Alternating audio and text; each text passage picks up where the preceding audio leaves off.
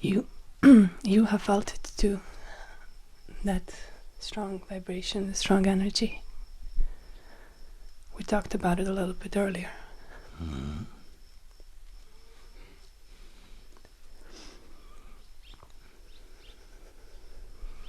You began to ask me something about this Kundalini energy. Yes. And I said, well, maybe I can talk about it later. Yes. So what do you want to ask me about it? Last year, Mm. I had a spontaneous, wonderful, amazing experience. I didn't know what it was at that time. Later I found out that it's called Kundalini Awakening. Mm. It was the most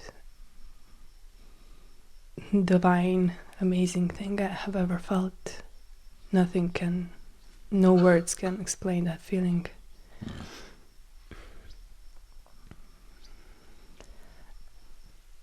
Since then, things have changed. I was wondering after that day if it's possible to feel that sensations again just by inviting it, and it was.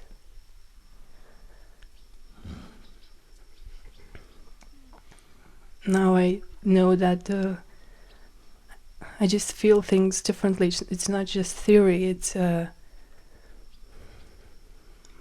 just feel the energy around me, and not just energy around me. I am that energy. I have no doubts about that, because I have experienced it. If I haven't experienced it, probably there will be times that I would doubt, definitely, because we need some kind of confirmation, I guess. Mm.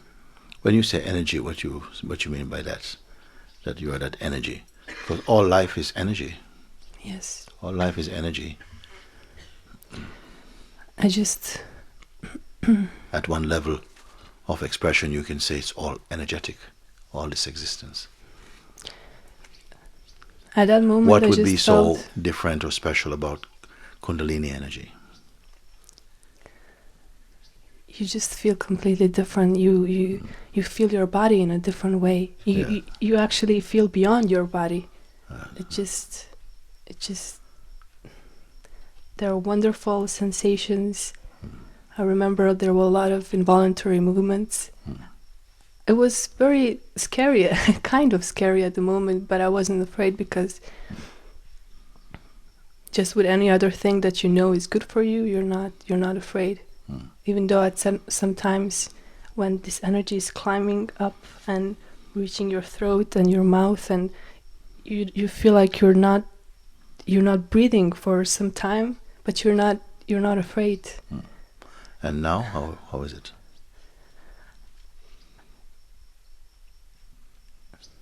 Now it has its ups and downs, but I know that it will be like that in this lifetime.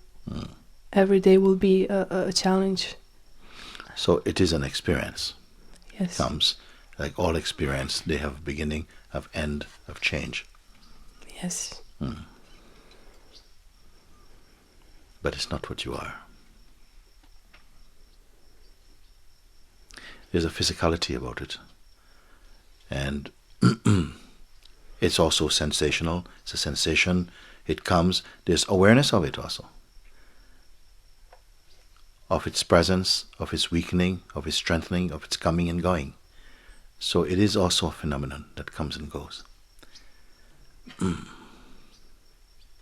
that is fine. Yes.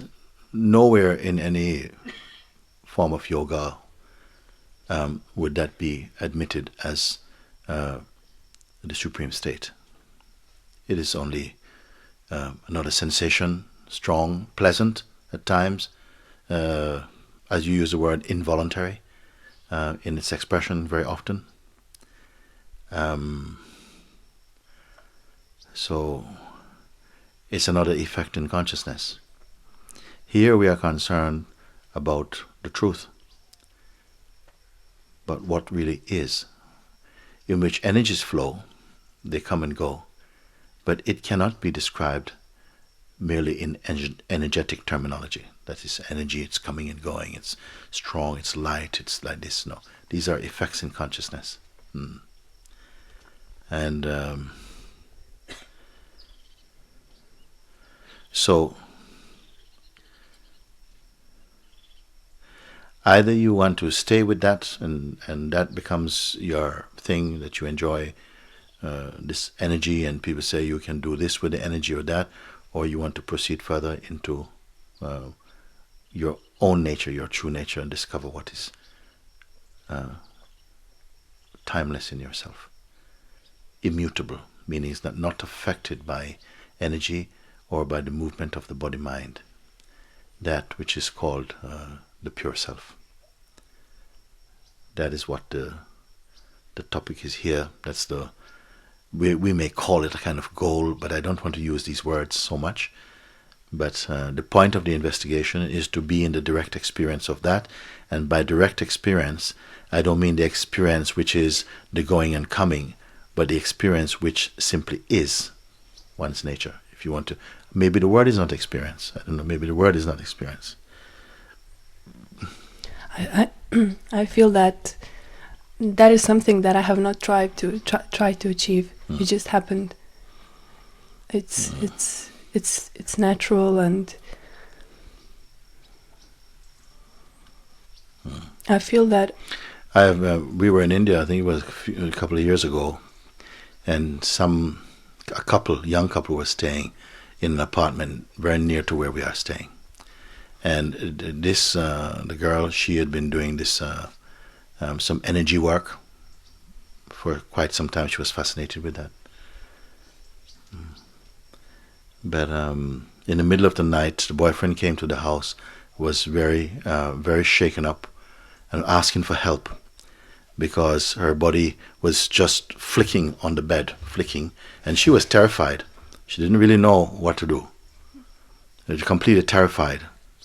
Felt possessed almost. And so I went over there and stayed with her. It was not fun. It was not fun. She was totally terrified. And to calm those energies down, then somehow she was exhausted. I would not encourage anyone to play around with energy work and, even Shaktipat and all of this thing if it is only for experience. Really, the real search should be really for the truth, and not for any kind of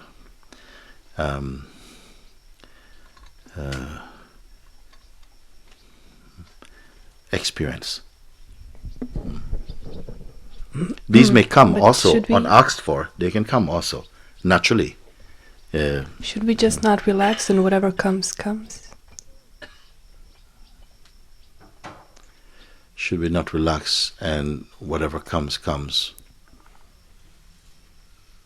Sure, nothing wrong with that. Just stay present. This is something that came to me. Yes. You can carry on. You say stay present.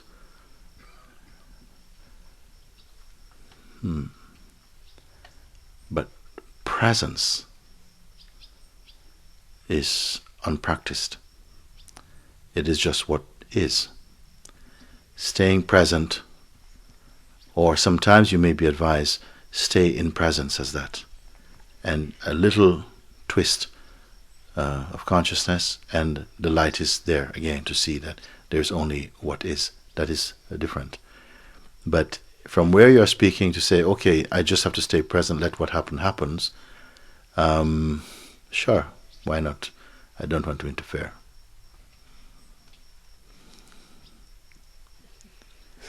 If you are sincere, and this is what it means, yeah, I just stay as I am, and whatever happens, then why would you come to a place like this?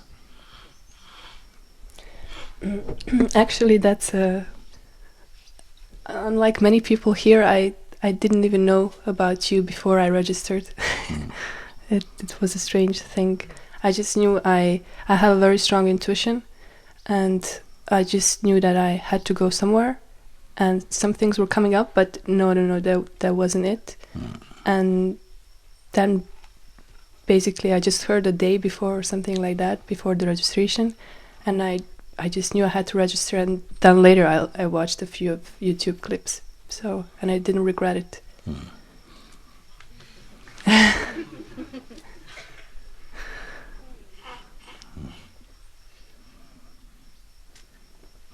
There are many expressions of this form. You see it plenty in India, because India is such an open place on that level. It's very open, where you find many expressions of yoga are very uncommon visually in the West. You might find someone standing on one leg for the last 8 years, or rolling around on the earth from city to city, which can be hundreds of miles, or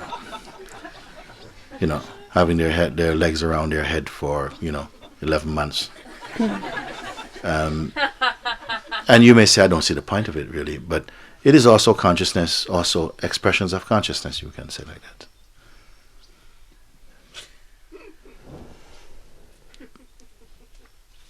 It is not directly concerned with liberation, but just at the powers of consciousness and the vital force and the powers of concentration and of austerities like this you can do. Why do you say that it's not directly concerned with liberation? Because they're not liberated at all. They are sometimes just also ego can be very big. You feel very special, and people come, a crowd around you. You stand there, and something feels satisfied with this.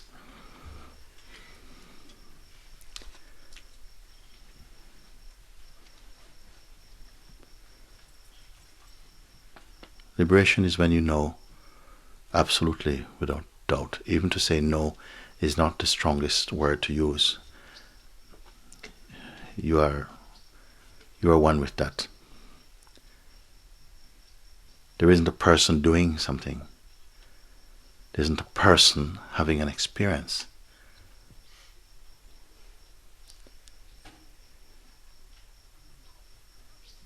The whole idea about personhood becomes very, very thin for you.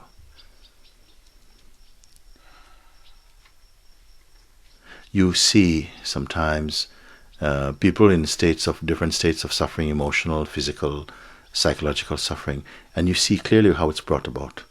That personality is at the root of it. Ego is at the root of it. And still there's a stubbornness to shift from those positions. But unless the power comes inside to be in contact with that, you don't bother about it. It can be there.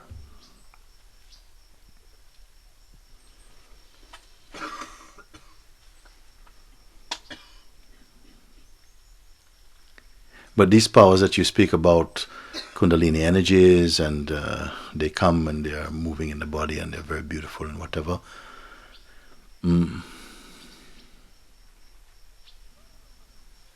Have you experienced that? Oh my dear, that's child's play.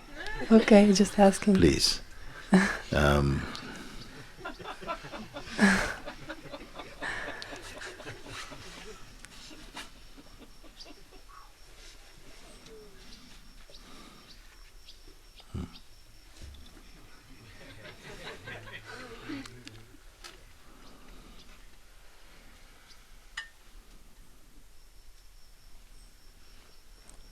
There are many yogis, probably even here, who have been doing these things or have been having these experiences for years and now are searching for freedom.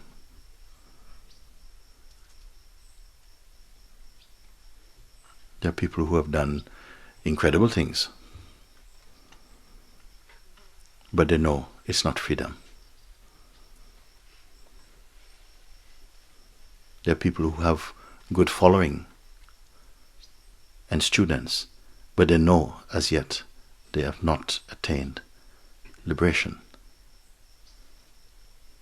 And they're honest enough to say.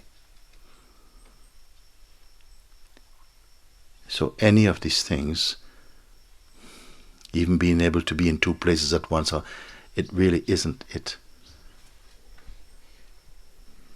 I just want to say that. I'm not doubting these words. I'm not even asking anybody to believe them. But you ask, I tell you like that.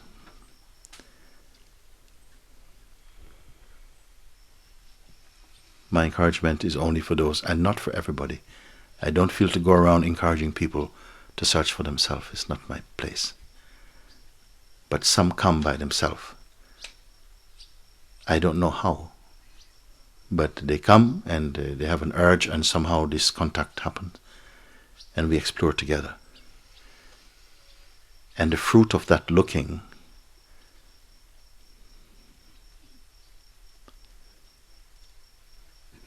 is more beautiful in my eyes than any supernatural experiences or any Siddhic expressions. To see someone coming out of the suffering that is due to false identity.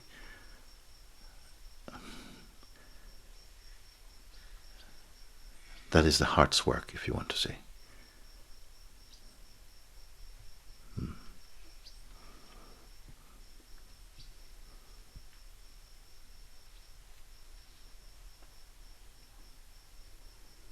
More than this I cannot say.